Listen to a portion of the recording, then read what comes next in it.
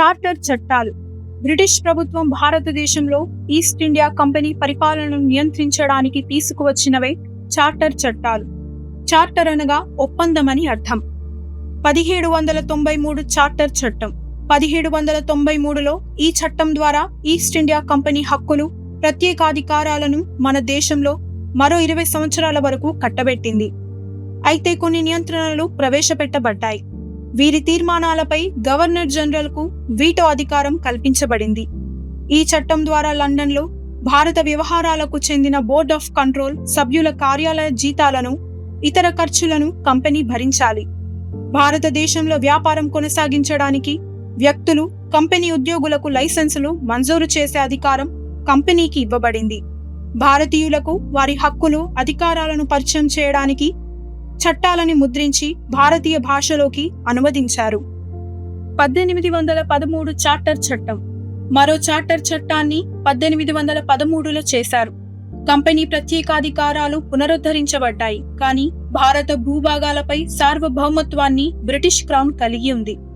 భారతదేశంలో east India company యొక్క గుత్తాధిపత్యాన్ని రద్దు చేస్తూ బ్రిటిష్ పౌరులందరికీ స్వేచ్ఛ వ్యాపార అవకాశాలను కల్పించింది. పన్నులు విధించి వసూలు చేసే అధికారం, టీ వ్యాపారం, చైనాతో వ్యాపారం మినహా భారతదేశంలో వాణిజ్యంపై కంపెనీ గుత్తాధిపత్యం రద్దు చేయబడింది. ఈ చట్టం ద్వారా భారతదేశంలో విద్యా వ్యాప్తికి సంవత్సరానికి 1 లక్ష రూపాయలను కేటాయించారు.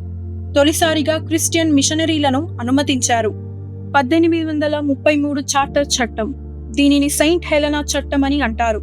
ఈ చట్టం ద్వారా గవర్నర్ జనరల్ ఆఫ్ బెంగాల్ అనే పదవిని రద్దు చేసి దాని స్థానంలో గవర్నర్ జనరల్ ఆఫ్ ఇండియా అనే పదవిని ఏర్పాటు చేశారు.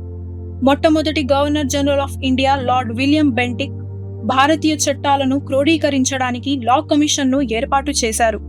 ఈ మొదటి కమిషన్కు లార్డ్ మెకాలే అధ్యక్షత వహించారు.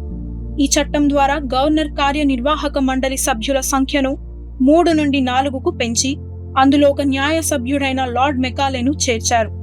అన్ని పరిపాలన, ఆర్థిక అధికారాలు గవర్నర్ జనరల్కు ఇచ్చారు. టీ వ్యాపారం, చైనాతో వ్యాపారంపై కంపెనీ గుత్తాధిపత్యం రద్దు చేయబడింది. బొంబాయి, మద్రాస్ గవర్నర్ల శాసన అధికారాలను తొలగించారు. ఇది భారతదేశంలో కేంద్ర సార్వభౌమ పాలనను ప్రారంభించింది. 1853 చార్టర్ చట్టం. ఈ చివరి చార్టర్ చట్టం పరిపాలనలో గణనీయమైన పురోగతిని గుర్తించింది.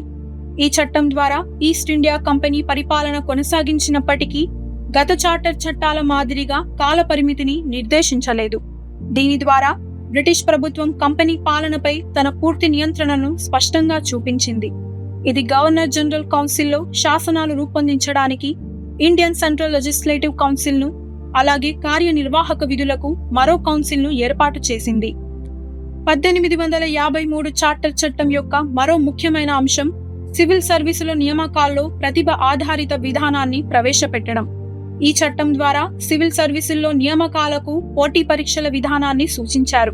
దీనివల్ల 1854లో లార్డ్ మెకాలే అధ్యక్షతన ఒక కమిటీని ఏర్పాటు చేశారు.